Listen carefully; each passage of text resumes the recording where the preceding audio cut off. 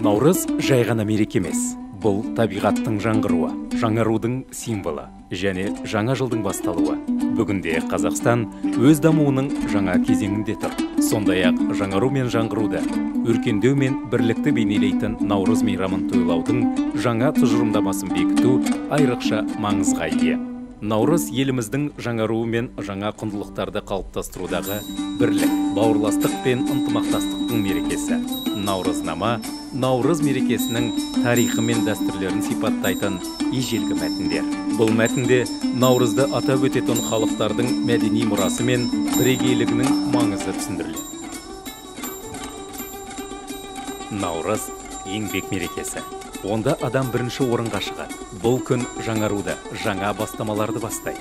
Адал еңбек, оны әділ бағалау және нәтижесінде табыс пен амандық қазіргі қазақстандық қоғам үшін шынайы құндылықтар болып табылады.